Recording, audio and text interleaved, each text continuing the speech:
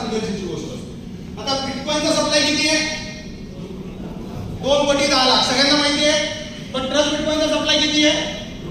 2 कोटी 10 लाख। जेवढा बिटकॉइनचा सप्लाय आहे तेवढाच सप्लाय ट्रस्ट बिटकॉइनचा सुद्धा आहे।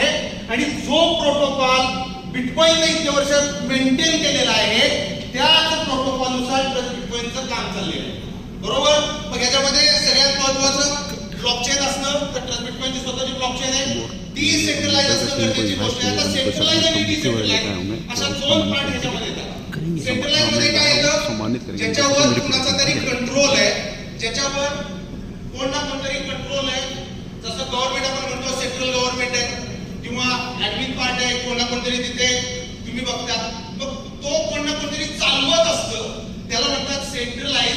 आणि डिसेंट्रलाइज म्हणजे काय की डिसेंट्रलाइज मध्ये इथं कुणीही मालक नाही, ज्याच्याकडे कॉइन असेल तो मालक आहे, बरोबर?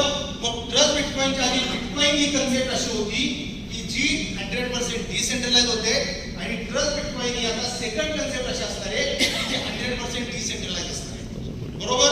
त्यामुळे सगळ्यात पहिल्यांदा ब्लॉकचेन, सेकंड डिसेंट्रलाइज, तिसरा लिमिटेड सप्लाय आणि चौथा जो सगळ्यात महत्त्वाचा आहे की ऑडिट रिपोर्ट असणं फार गरजेचे आहे। तर आपले सगळ्यांना माहिती आहे, सगळ्या ग्रुपवर आपण ऑडिटच्या ज्या काही